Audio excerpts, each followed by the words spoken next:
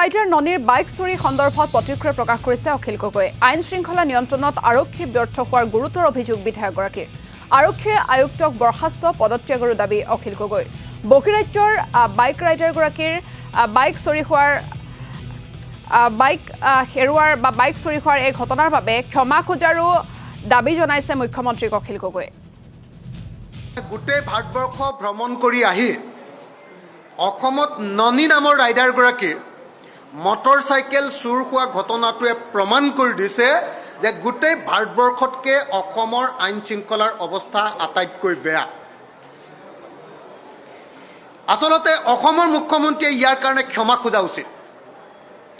অসমৰ মুখ্যমন্ত্ৰীয়ে যি সময়ত কৈ থাকে যে এতিয়া আৰু অসমত কোনো আইন শৃংখলাৰ সমস্যা নাই, Assam police smartest police in India বুলি কৈ থাকে, যে অসমত এতিয়া আৰু কোনো সমস্যা নাই, আইন শৃংখলাৰ সমস্যা নাই, ইয়াত আন্দোলন নহয়, ইয়াত আইন শৃংখলাৰ কোনো সমস্যা নাই।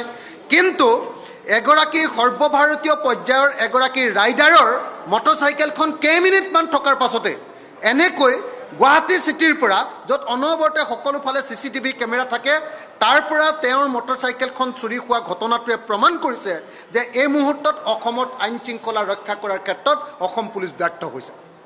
বিশেষকৈ গুৱাহাটী কমিশ্যনাৰেট সম্পূৰ্ণৰূপে ব্যৰ্থ হৈছে। গুৱাহাটী পুলিচ কমিশ্যনাৰক ইয়াৰ কাৰণে বৰ্খাস্ত কৰিব লাগে। গোটেই ভাৰতবৰ্ষত আমাৰ বদনাম হৈছে। এগৰাকী ৰাইডাৰ গোটেই ভাৰতবৰ্ষ ঘূৰি আহিলে কতো মটৰচাইকেল নেহেৰালে, হেৰাবলৈ পালে গুৱাহাটীত, অথচ অসমৰ মুখ্যমন্ত্ৰীয়ে নিজৰ বন্ধুজনক গুৱাহাটীৰ কমিশ্যনাৰ পাতি থৈছে। এতিয়া তেওঁ বন্ধুজনে গুৱাহাটী চলাব পৰা নাই। গতিকে এই মুহূৰ্তত মই অসমৰ মুখ্যমন্ত্ৰীক দাবী জনাওঁ যে অতি সোনকালে গুৱাহাটীৰ পুলিচ কমিশ্যনাৰজনক বৰ্খাস্ত কৰাৰ ব্যৱস্থা গ্ৰহণ কৰিব লাগে। আৰু অসমৰ মুখ্যমন্ত্ৰীয়ে সদায় ফেচবুক লাইভ আহে।